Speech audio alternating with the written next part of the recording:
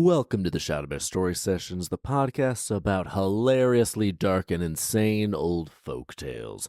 We're going through the gritty original versions of Grimm's Fails, we're continuing. We've got a lot, so we got 80 plus of these, but today's tale is titled The Three Little Birds. We begin.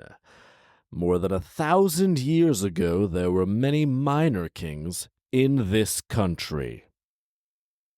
Unclear what country this is, because it's Grimm's Fairy Tales. I'm going to guess it's like Austria, Germany, Hungary, that general region. The Black Forest, basically. Anywhere around there. Many minor kings. I like that we're starting with more than 1,000 years ago. It immediately goes like Star Wars, like a long, long time ago. And one of these minor kings, lived on the mountain called Kotterberg. So yeah, it's definitely like Austro-Hungarian German area. He was very fond of hunting, and one day he left his castle and went down the mountain with his huntsman. He came upon 3 maidens tending their cows. When they saw the king with his men, the oldest pointed at the king and called to the other 2, "Hallo, hallo." Sorry, it could say hello, hello, but instead of an E, there's an A. So it's hallo, hallo. I'm not doing like a weird accent there. That's just what it says, how this woman chose to greet this group. I'm going to say it again because it's fun to say. Hello, hello. If I can't have that man over there, I don't want any at all. Okay, lady, I see you. You're calling your shot.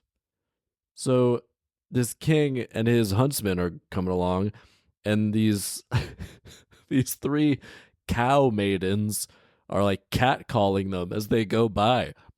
I guess, okay, they're doing it. They're going for it. Then the second responded from the other side of the mountain. How far? The other side of the mountain? These women have very loud voices if they're communicating from opposite sides of a mountain. The second responded from the other side of the mountain and pointed at the fellow walking on the king's right. Hello, hello. If I can't have that man over there, I don't want any at all. Well, at least they're not fighting over the same person. That's nice. But have they ever seen like a man before? Because immediately upon seeing this group of men, they're like, those ones, only those ones, which, gonna be honest, not a healthy way to approach dating at all. Can't just be like, that one or nobody. That's a bad attitude. I mean, how did these men feel about this? Do they have partners or significant others? This is it's a little too aggressive, if I'm being honest. Shouldn't be catcalling people, no matter what the gender. And definitely just for your own, like, expectations and mental health. Don't go all in on one person, even if you know that person pretty well. Definitely not someone you randomly saw walking down a mountain. It could be a terrible person. This king and his huntsman could be actual monsters. I mean, most kings probably aren't that cool, right? They're probably pretty drunk with power. Anyway, we continue. Finally, the youngest pointed at the fellow on the king's left and called out, hello, hello. If I can't have that man over there, I don't want any at all. Maybe these 3 women just don't want any men at all, and this is their way of trying to like get out of having to marry anyone, just like picking random people that they actually don't really want or expect to be with. The 2 men were the king's ministers, and the king, I thought he was with huntsmen, but I guess ministers came along as well. And the 2 men were the king's ministers, and the king had heard what the maidens had said. After he returned from the hunt, he summoned the 3 maidens and asked them what they had said the day before on the mountain. So did he just did they all pretend to not hear when this happened? Did he just ignore them at the moment? Just played it. They were screaming across mountains. I'm pretty sure they knew he heard them. Just be upfront, king. You don't gotta be coy. Say how you feel in the moment. All right, well, he called him and asked what they'd said. They refused to answer, but the king asked the oldest if she would take him for a husband. What is this game? Why don't you just be direct? Just be like, I heard what you said. She said yes, and her two sisters also married the two ministers, for the maidens were all beautiful and had fine features, especially the queen, who had hair like flax. All right. Well, this worked out super great for, I guess, everyone involved. But if you're the three cow maidens, I'm going to be honest, I would be skeptical at how easily and swiftly this king and his two ministers wanted you for wives. Why is it, anytime anyone is this willing to immediately marry you, that's a red flag. What's going on with these ministers and the king? Had they been married previously? Were their wives all mysteriously disappeared or killed? What's going on? Why is this happening? Red flags all around. Red flags from the cow maidens just making these weird proclamations like, that one, I want that one and no one else. That's weird. That's some weird intensity. Red flag. Now this king and his ministers calling and first being like coy, like, hey, what'd you say yesterday? What did you when we walked by? Did you say something? What did you say? Like, you know what he said. And she's like, I didn't say anything. This is the time where she's like trying to play it cool. She yelled across a mountain at her sister that she's into this dude, but now she's like, oh, I don't know. I didn't say anything. I was just minding my cows. Like, all right, well, it worked out. Let's see how this goes. I don't like that they're like, and it worked. It was great because they were all super hot. That's really secondary in all of this. There's so much weird stuff going on. That's not even entered my mind how attractive any of these people are, the ministers, the king, or the maidens. The two sisters didn't bear any children. Oh, that's sad, assuming they wanted to. And once when the king had to take a trip, he asked them to stay with the queen and cheer her up, for she was with child. Why does she need to be cheered up then? I mean, I understand that, like, being pregnant is very difficult and it'd be nice to have company to like help you get through it. But they make it seem like she's with child, so she's super depressed, which I know that's also a thing. Okay, all right, I've talked myself around. Maybe she's having a tough time with the pregnancy. So why aren't they around anyway? They're sisters, and they all happen to marry people who live in the same place, the castle. I'm assuming the ministers at least live nearby. Those are like his best buds. While he was away, she gave birth to a little boy who had a bright red star as a birthmark, but the two sisters decided to throw the pretty baby boy into the river. What the hell? Just because they couldn't have children themselves? My God, that is horrifying. They threw their nephew, the prince, into the river? Why were they able to do this? Were there any other people who like saw them maliciously eyeing this baby and like, hey, let's keep the prince here. Don't give the baby to his two very bitter aunts to go down to the river? I mean, I guess there's a reason why they could just be like, oh, we want to take our nephew on a walk. I guess that on its own isn't that suspicious, but my God, that is some horrifying stuff to do to your sister. Why did they have a problem with the sister? Even if they are upset that they can't have children themselves, don't be doing this. Man, that is disturbing. We continue. After they had thrown him into the water, I think it was the Wesser. That's a weird, there's a weird dash and then just that note here. I don't know why that's important information. Maybe it will come back later, but the way in which it reads is very jarring and odd. After they had thrown him into the river, I think it was the Wesser, a little bird flew up in the air and sang. This is what the bird sings, quote, "Get ready for your death." Okay, bird coming to the defense of this murdered baby. So the bird sings. We continue. Get ready for your death. I'll see what I can do. Get ready for the wreath. Brave boy, can that be you? End quote. End of the song. Brave boy? Are they referring to the baby boy? You can't be brave when you're a baby. You don't have the ability to do anything. Or like have bravery. You cannot have any actions. You can't really take any actions or say anything when you're a baby. How do they know this baby is brave? It's not a brave baby. Maybe I'm being too judgmental of babies, but hey, I'm not going to assign the term brave to a baby who's just laying there. Maybe that's me. Maybe that's just me. But all right, the get ready starting a song with get ready for your death. That's metal as hell. Respect to this bird. Let's see how this progresses. When the two sisters heard the song, they feared for their lives and ran off. Fair. If a bird starts singing that get ready for your death, I would get afraid and run off too.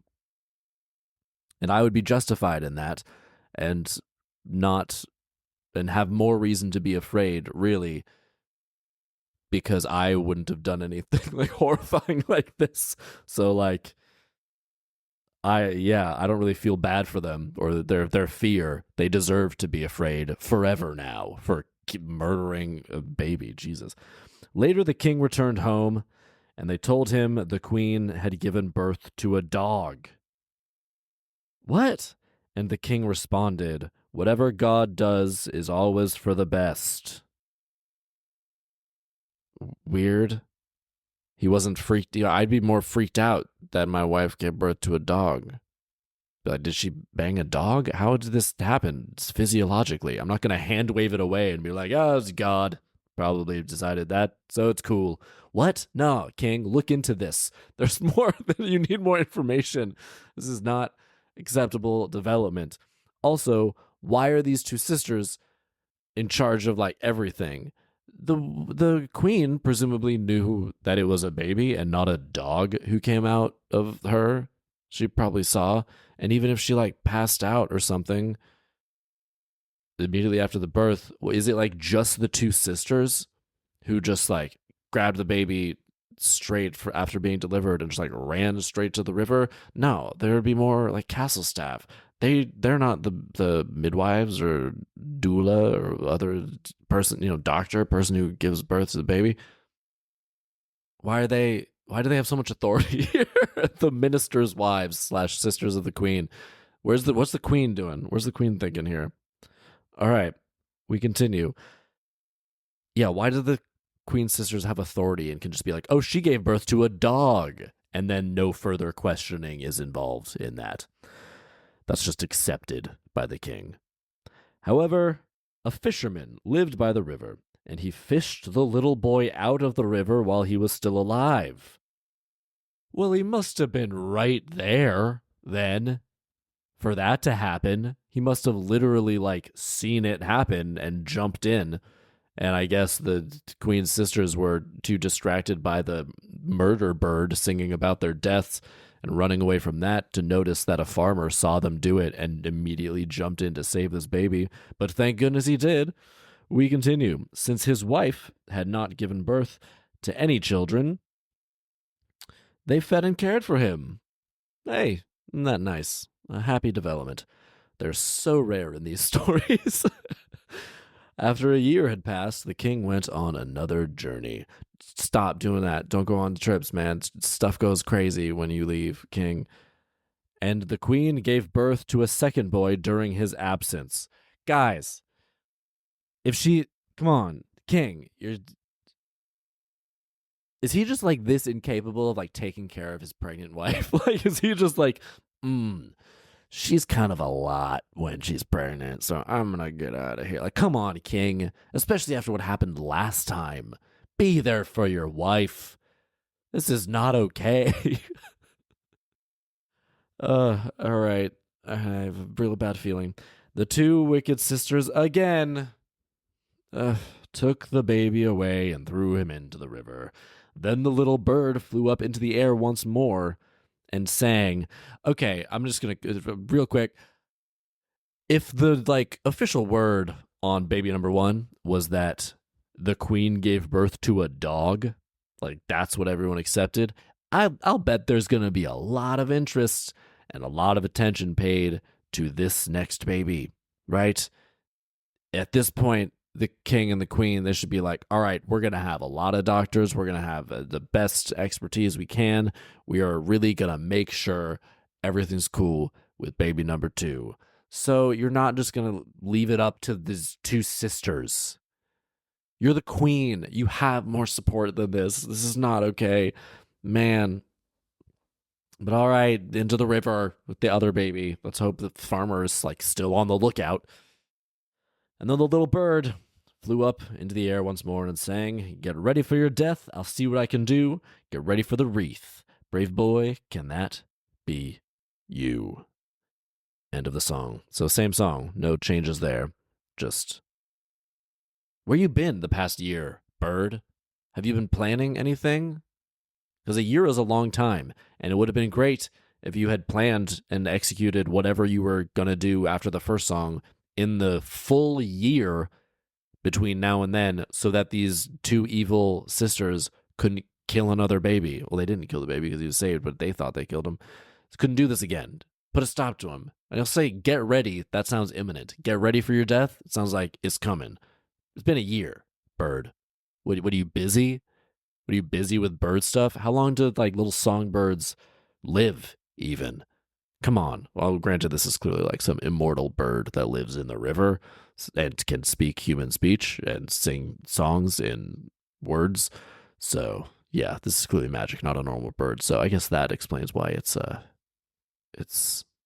not in any rush. It's probably immortal or something. Regardless, get ready for your death sounds like a threat, and then letting a year pass and having them and letting them do this again, you're slacking, you're slipping, bird. Look alive, come on. When the king came home, the sisters told him the queen had again given birth to a dog. Not even a new lie, just the same lie as before. And he responded as before, whatever God does is always for the best. Nah, man, you are way too casual about the idea of your wife giving birth to a dog.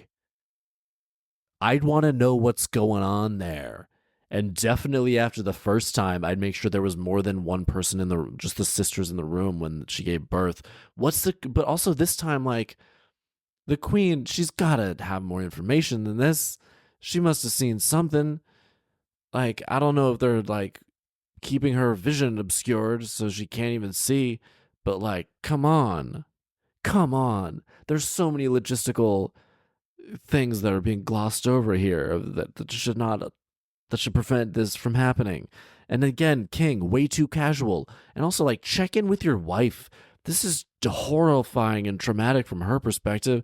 At this point, from her perspective, if she just, assuming she just believes her sisters, which she absolutely should not do, but assuming that, she now believes that she gave birth to two dogs. And then what, though? Even if she gave birth to a dog, you'd want the dog, right? Right? If you gave birth to a dog, I'd still want that dog.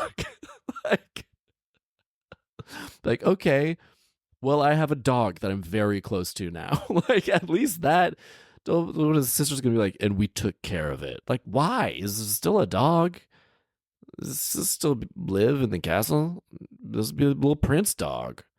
It would be fine, too. That's cool. What's so wrong? What's the problem with that? Sure, it's not ideal to give birth to a dog, but if she did, yeah, if you're the king, you'd be like, okay, where's the dog? Especially the second time, like, wow, man. So the king would just be like, I guess I do not understand how sex works or how biology works or how kids work. So far we're relying on a lot of stupidity from a lot of characters. But hey, that is par for the course in a lot of these stories. So let's see how this progresses from here. We continue. However, the fisherman fetched this baby out of the water too, and fed and cared for him. All right, this fisherman's the hero. Love this fisherman. Once again, the king went on a journey. just like lock it down for a year. Just like stop going on vacations for 1 year. See the birth of one of your children, dog or otherwise. Jesus, king. And the queen gave birth to a little girl, whom the wicked sisters also threw into the river. Guys. Come on, man. Come on. Like, reflect. Like, sisters, come on. You've killed 2 kids. As far as you don't know that they were saved. Why can she not have any kids? Have some humanity. They're just evil. And we have the only reason we're given as to why they're evil is because they couldn't have children of their own. So what? They're jealous. So they're murderously jealous. They're gonna kill any baby they can. Like, come on, that is insane.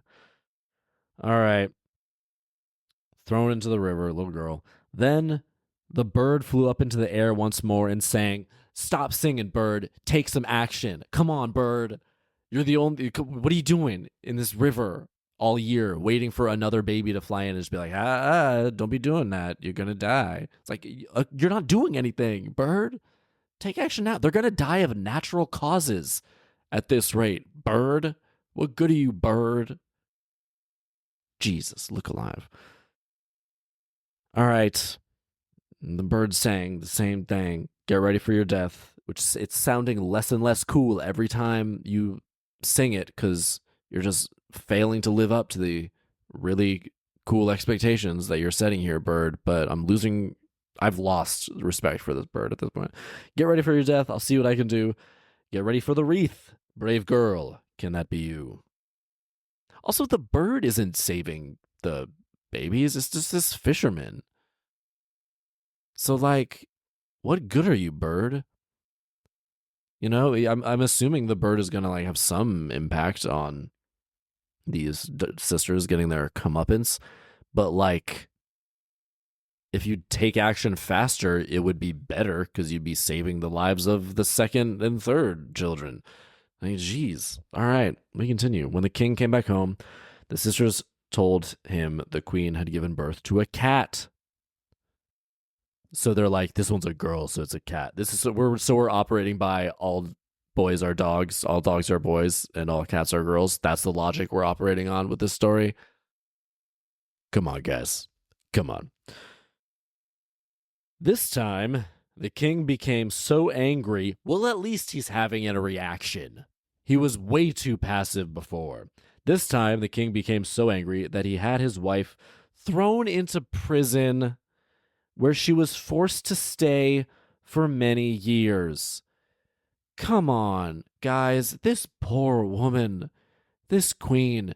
This is a common theme in a lot of these stories, where someone tells the king something and he throws his wife into prison.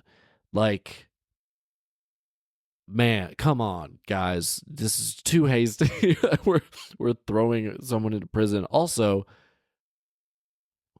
she's been, even if all this were true, giving birth to dogs and cats, she's putting through a lot. She's been through so much. That's very emotionally and psychologically disturbing. You would have a huge identity crisis. You'd think there's like dog and cat DNA in your body. Like, give this woman a break. At the very least, hire a doctor to take care of her for babies number 2, at the very least 3. Come on. Clearly the same thing isn't working. Actions should have been taken, or at the very least, these sisters should not have been part of the proceedings for baby number 3. Okay. In the meantime, being as the queen, is a horrible, horrible situation where the queen is in prison. Yeah, the meantime is just the queen being in prison. The children grew up, and one day the oldest went out fishing with some other boys, but they didn't want him around and said, "You foundling, go your own way." So what, this is like, call him a foundling because he was found in the river? Like, get out of here, adopted kid? It's mean as hell. Also, I mean, they found them as babies, so I guess they told them that they were found in the river instead of just like acting like they were their own children. I don't know. Yeah. I guess that's, it's good to be honest, I suppose. I don't know how you handle this sort of thing, if you tell the kid or not, but all right. The boy was very upset when he heard that and asked the old fisherman whether it was true. What? So he didn't know that he was found, but all these neighborhood boys did? Okay, come on. So I guess their parents told them? Ooh, this is rough. This is a rough situation for these kids. Then the fisherman told him how he had been out fishing one day and had found him in the water. So I guess this fisherman was like telling people, like townsfolk, if you're doing that, then it's like, yeah, it's gonna get back to the kid at some point. You're gonna have to tell him at some point. If everyone knows, that's like, yeah. The boy then said he wanted to go out and search for his father. How would you do that? This isn't like modern day where you can like check the sperm donor registry or whatever for like who was your dad. This is medieval times. There is literally no way to determine this. Ooh. The fisherman begged him to remain, but there was no holding him back. At last, how old is this kid? It's because it says he went out. It said many years, okay, which could be any amount of time. But then it says oldest went out fishing with some other boys, which tells me they're children still. They're not like grown up. So it shouldn't be just like heading out when you're 12 years old to like find your dad, which is an impossible task in medieval times. The fisherman begged him to remain. There was no holding him back. At last the fisherman gave in, and the boy went forth. He walked for many days until he came to a large and mighty river, where he found an old woman standing and fishing. "Good day, Grandma," said the boy. It's a weird thing to say to an old lady you don't know. That's just calling her an old lady, I guess. It's like heckling this old lady. "Why, thank you kindly." It's a very nice response for her to say. Someone who just said that. Maybe that was like a common, like a sign of respect, maybe back then. Because if you walked up to someone on the street or passed by an old woman nowadays and were like, "Oh, hey, Grandma," I don't think they would take it that well. That's not a cool thing to say to someone. The boy replied, "You'll be fishing here a long time before you catch any fish." How you know that? You've been walking for many days. How you know that? The grandma replied, "And you'll be searching a long time before you find your father. How are you going to get across the river?" "God only knows," he replied. "What? How's she know this? How does he know about the fish in this river and that there are none? And if that is the case, then why is she fishing there? And how does she know that he's looking for his father?" This is creepy as hell. Who's this lady? Why is this? It's like they're talking code. This is like in like spy movies where they have to like do like a code phrase, like exchange. Like someone walks up to someone and they ask like, what or they say like a code phrase like, "Ooh, it's a sparkly night tonight, isn't it?" And then the person's supposed to reply, "Yes, and the birds are dark in winter." Just some like weird random nonsense like that. Like this is something like that. This makes no sense. I don't know how anybody knows any of this, but all right, we're just gonna proceed like this is a normal exchange between a young boy and an old woman at a river who don't know each other. Then the old woman picked him up and carried him across on her back. Yeah, who's grandma now? Little boy, you weak little kid. Grandma literally like throwing this kid on her shoulders and just carrying him across. Grandma's badass as hell. Once he was on the other side, he continued his search for his father a long time, but he couldn't find him. Well, what was that? What was that weird? Why did we have that weird fever dream with grandma carrying him across the river? Also, why is she more capable of doing that than he is? Is he? I would like it more and like enjoy him as a protagonist more if you were a little more self-sufficient here and not relying on old women to do the work for him. Come on, buddy. When a year had gone by, the second boy went out looking for his brother. So we're doing this again. We're doing that after a year. everything happens. I mean, at this point, like, if the little boy was 12, then his brother was 11. Just go at the same time. Like, and also, it's been a year. You're not, it's again, medieval times. How are you going to find anyone in medieval times? This guy's just been wandering through the forest, going over rivers and stuff. Man, he too came to the river, and the same thing happened to him as with his brother. So this lady, who is this lady? Who the hell is this lady? She's just fishing there all the time, that anytime anyone happens to go by, she's there and like carries them across as a favor for no real, like, why is she doing this? What is her life? Who is she? Is she magic? Is she some type of sprite or spirit? What's going on? Also, how did he know? Did he just walk the same direction and then just like that was it? Like, because it said before the first kid got to the old lady, he'd been walking for a long time. So that would indicate that he must have just gone in literally one direction if the second brother was able to follow in his footsteps and come across the same old lady. All right, now only the daughter was left alone at home, and she grieved so much for her brothers that finally the fisherman had to let her go too. Guys, this is, I don't know. If I were the daughter, I'd be like, that didn't seem to work out. Like, if it worked out great, then they would have come back and be like, hey, everything's great now. The fact that they haven't come back, just stay. Just why? Yeah, just stay. It's bad, clearly, whatever happened, even though it's probably going to be good, but, bad indication. All right, so the daughter has to go as well. Soon, she also came to the large river and said to the old woman, "Good day, Grandma." "Why, thank you kindly. May God help you with your fishing." Oh, so she's being nice about it, not being like, "You ain't gonna catch any fish here." So this kind of indicates maybe, well, actually, no. I was gonna say maybe it indicates that like the boys didn't know anything and they were just being about how many fish there were and they were just being like antagonistic, whereas this girl's being nice. But she just said, "May God help you with your fishing," which isn't necessarily nice. It could also mean like there's no fish in here. Just be like, "Oh, bless you." It's like, good luck, because you're not going to catch any fish. But oh, bless you.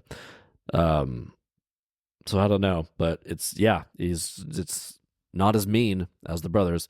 When the old woman heard that, she treated the girl in a friendly way. I mean, she carried those two boys across. That's pretty friendly. That's extremely generous. She did not have to do it. She carried her across the river, gave her a stick, and said, "Now, my daughter." Why are these such familial? They're using such familial phrases to refer to each other. You don't know this woman. "Now, my daughter, just keep going straight ahead, and when you come to a big black dog, you must be quiet.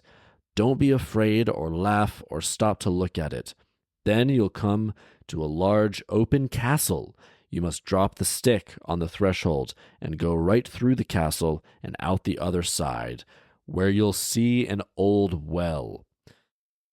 A big tree will be growing from the well, and a cage with a bird inside will be hanging on the tree. Take the cage down, my God, and get a glass of water from the well. Then carry both things back the same way you came. When you get to the threshold, pick up the stick, and when you come to the dog again, hit it in the face with the stick, but see to it that you don't miss. Then come back here to me."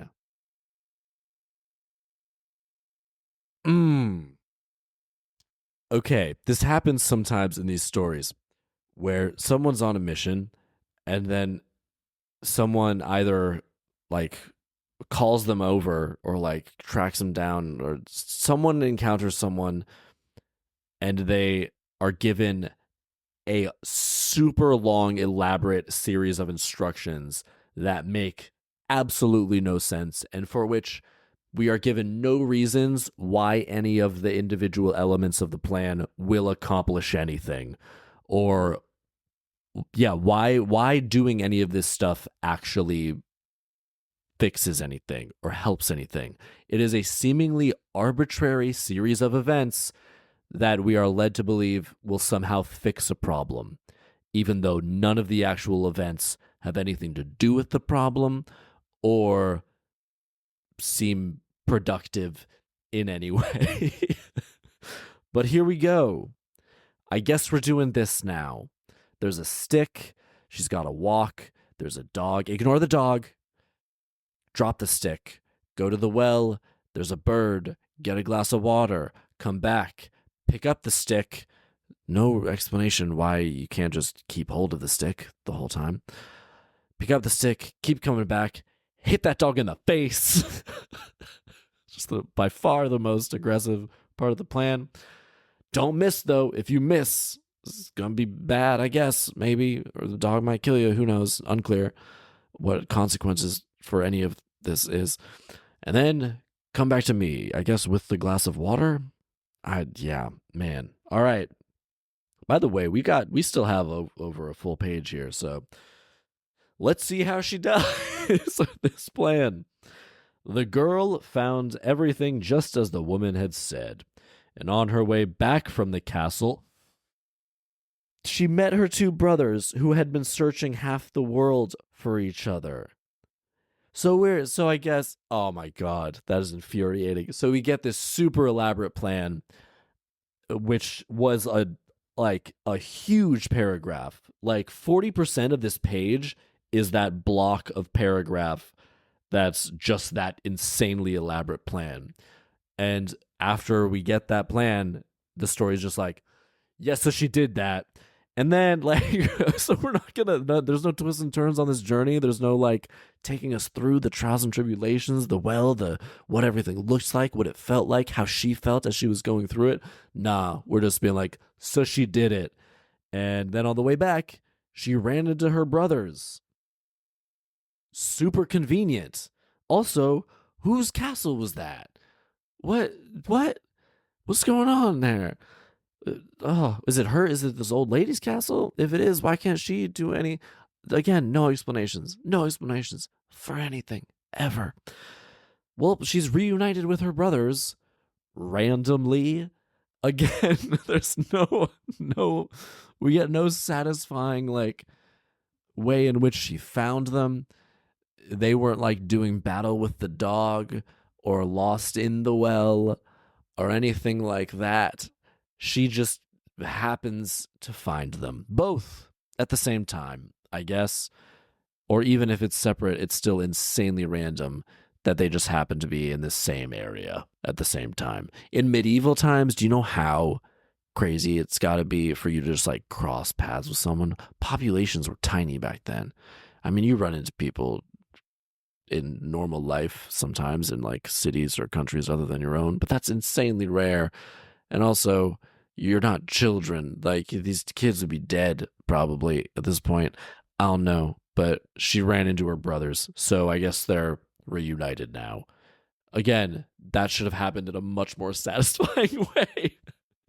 They went together to the spot where the black dog was lying. Then she hit it on the face, and it turned into a handsome prince. Okay, who accompanied them to the river. Who's this? Who is this prince? Why are we? Whose kid is that? Where did that come from? Man, I am confused. It's all right. Well, there's a prince now. Also, like, could there be some other way of? I mean, in the the classic version is princess kissed a frog and then the frog became a prince. Just a kiss is much nicer than smacking him on the face with a stick. They're very deliberate about that, about the fact that it's on the face, arguably the most painful place to be hit by a stick or anything. Yikes, guys. Cool, chill out a little bit. Could have been anything. Could have been literally anything. That was the mechanic by which this random prince showed up. But no, it is hitting a dog with a stick. Why did we didn't need that? We didn't need that, guys. But okay, fine. The old woman was still standing there and was happy to see them. Of course, she was still standing there. That's all she does. Who is she? Like, what is her life? Oh my God.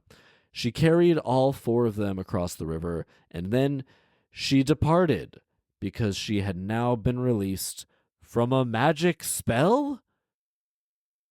What? What is happening? What the actual hell is happening? Who is she? Who put her under the magic spell? Why'd they do that? Why did helping these three kids across free her from the magic spell? Did she need someone to accomplish this series of events to free her from this magic spell? And if so, why did she not ask the first two children to do that? Also, this has not helped any of the kids in their goals to accomplish this. This is just a random side quest. Yeah, the next sentence is, the others traveled back to the old fisherman, and they were all glad to have found each other again. So what have we accomplished here? We have done, the three kids have all left. Two of them were, it acts like they were mean to the old lady, but they really weren't. They just said, you'll be fishing here a long time before you catch any fish, which she clearly was, because as far as we know, she didn't catch any fish, and she was always there. So if you're so good at fishing, you wouldn't need, and there were a lot of fish, then you wouldn't need to be there all the time. And the girl said, may God help you with your fishing, which could be interpreted like may God help you with your fishing. But it could also be interpreted as, God help you with your fishing. Like, it's not inherently any nicer than being like, you're going to be here a long time before you get any fish, which again, she was. So that wasn't a lie. So there wasn't really much difference in how they handled or were to the lady. So why didn't she just ask one of the first kids to do this stuff with the dog? And who is this prince? Does he just like live with them now? What's he got going on? This is, all right. Oh yeah, I guess they have a bird cage now, and so that's clearly irrelevant. Still, seems very random, that side quest. Once inside the house, they hung the bird cage on the wall, but the second son was still restless. Well, yeah, because they didn't get an answer to their question. They didn't find their father or make any progress in that. They just got a bird cage, which they could have gotten anywhere. So he took a bow and went hunting. When he became tired, he took out his flute and began playing a little tune. The king, who was also out hunting, heard the music and went toward it. When he saw the boy, he said, "Who's given you permission to hunt here?" All right, so the king is not that cool.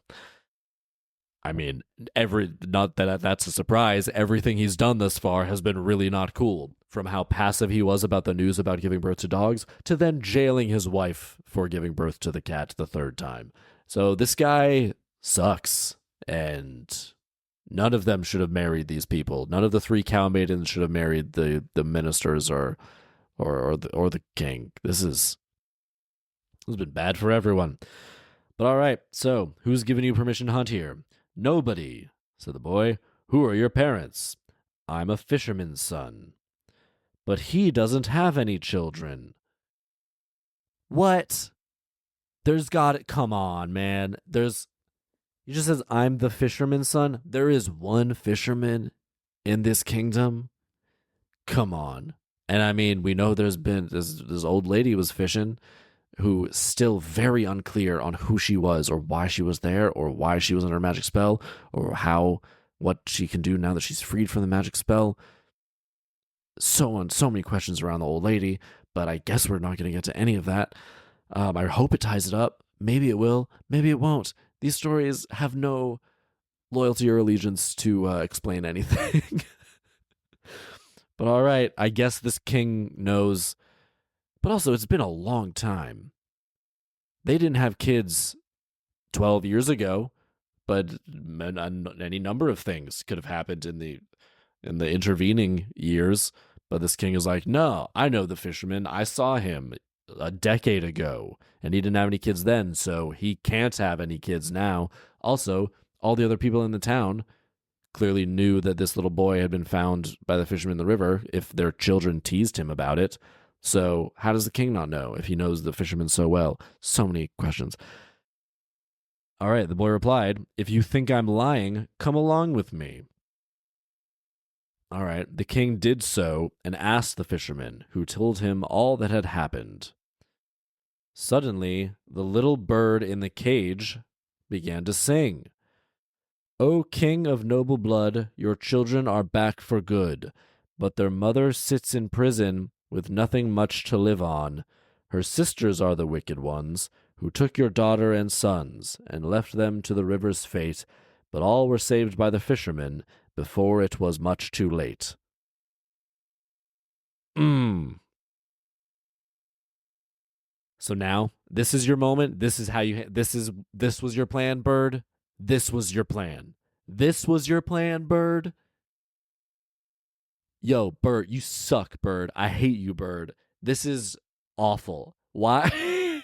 You let things progress so far. Your plan was contingent upon the king coming back to this house after the birdcage had been retrieved by one of the kids via a very random side quest that there's no reason why any of them should have been on. What if they'd gone in a different direction instead of towards this exact one lady who then had the weird side quest with the bird cage? Is this the same bird, or are there some type of weird like hive mind between a bunch of birds in this kingdom? And this is screw you, bird. I hate this. I hate this bird. This is messed up. But so then it just all comes out. This is all comes out. There's no like detective work or anything. This is just like snitch bird saves the day. That's what this story is. Snitch bird. I mean, snitching for a good cause, but still, come on, man. That is so unsatisfying. We continue. When they heard the song, they were all astounded. The king took the little bird, the fisherman, and the 3 children. What about the fisherman's wife? With him to the castle, where the prison gate was opened and his wife released. He better, you better worship the ground this woman walks on for the rest of your life, king. You better just make this woman's life the best. She's been locked up for a very long time. I mean, minimum 6, 7, 8, 9 years. Like, man, you better be good to this woman, king. Whew. However, it was opened and his wife released. However, she had become very sick and was haggard. Yeah, I'll bet. So her daughter gave her a drink of water from the well, and she regained her health. So they just held on to that one glass of water. No one ever was like, let's just drink the water. They kept the glass of water from that well so long. I guess. Wouldn't it get gross? I don't know. We gave her health back. So great. We continue. But the 2 wicked sisters were burned to death, and the daughter married the prince. The end. I do, for all my complaining about how some stuff doesn't get fleshed out in terms of like, oh, how do they feel while going through this? And like, let's walk through the emotion of this, at least have a scene happen where this happens. It does always amuse me to no end how they wrap some of these stories up so quickly. Like there's like 1 or 2 sentences. We wrap up 2 storylines here in 1 sentence. The 2 wicked sisters were burned to death, and the daughter married the prince. Okay. I would caution the daughter against marrying the prince, because we have seen how quick, poorly thought out marriages have gone so far in this story. None of them seem to go well. I mean, we don't know how like the relationship between the two sisters and their minister husbands was, but clearly they weren't happy. If they were murdering children, that's not what happy people do. Like, so yeah, daughter, don't marry the prince. Yeah. Also, who the hell is this prince? Where did he come from? He was a black dog a little bit ago. How did that happen? Why was he that? What kingdom was he the prince of? Also, I can't ignore the dog, like the fact that he was a dog, and the only other time a dog was referenced in this was the lie about the first two children, them being dogs. So I don't know if we're supposed to be like, oh, so it was meant to be, because I know that was a very horrible thing, the negative thing when the sisters said that the babies were dogs. So I guess this is good dog now. Maybe this is like positive PR for dogs. This is like the story being like, not all dogs are bad though. Some dogs are princes. Like, I know they were really negative about the first two dogs, but this is good dog. So there's good dogs. Even though, again, what's wrong? Even if you gave birth to a dog, take care of that dog. That's your baby dog now. Like, it's cool. Nothing wrong with that. I mean, it's not cool. I'm gonna walk that back. I don't think it's like if you give birth to a dog, there's more going on. I wouldn't just be cool with it. But yeah, still take care of that dog, because it would be like a magic dog probably, and would be able to talk like this bird who sucks. I do hate this bird. And also the "Get Ready for Your Death." If you sing "Get Ready for Your Death" 3 times, and then just wait for like 10 years for anything to happen, and you're not even doing anything, you're just waiting for the king to like come to you, hopefully. There's no reason why any of this should have happened. Like, there's not really a through line between motivations and things happening here. The bird had no guarantees that this would play out like this. Come on, bird. Also, it's a bird. It said it flew out of the river. It can fly. It can fly anywhere. Fly out of the river and go tell the king or anyone, instead of just like threatening the sisters and then waiting and not telling anybody. Come on, bird. This bird sucks.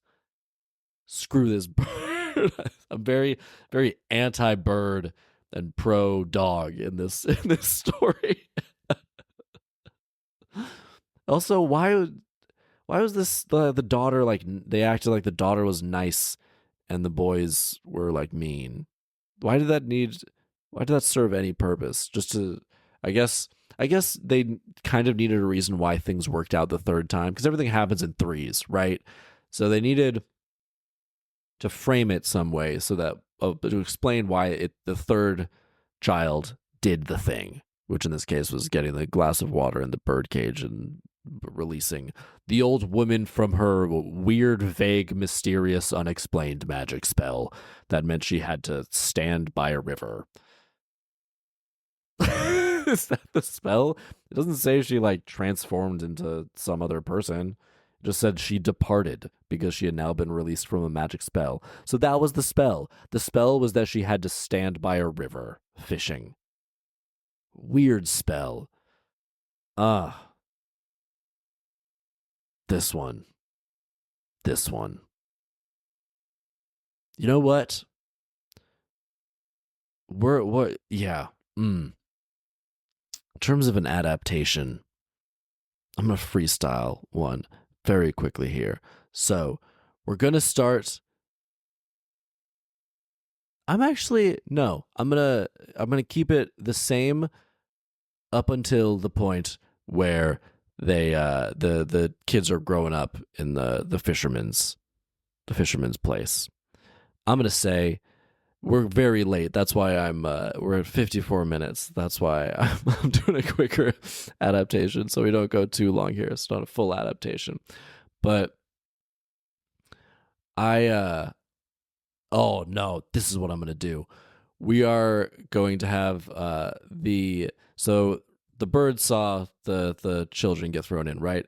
So the fisherman raises the children, and the children have a affinity for birds, and birds really respond to them, and they can speak to birds and communicate with birds, and that is because this magic bird that saw them get thrown in kind of blessed them in a way when they were thrown in, and so gave them the ability to communicate and speak with and be one with the birds, basically. And so as they grow up, they find, as they wander through the forest, that they have the ability to communicate with birds. And they cultivate this ability, and it's very impressive. They have these displays. They are able to choreograph like big routines and numbers, and like they spell out words with the birds as they fly through the air and stuff, and make a lot of money and bring the fisherman and his lovely wife out of poverty, and they're all doing great. And one day, they're brought to the king and queen's home to show them their show, the castle. And as they're going, one of the birds flies up to the three children and tells them, "You know, your father is the king and your mother is the queen, and the two sisters over there." This is while they're like doing the show. One of the birds lands nearby them. "The two sisters over there, those are your aunts, and they threw you into the river, and that is where your father, the fisherman, found you." And they believe the bird because they know that birds cannot lie.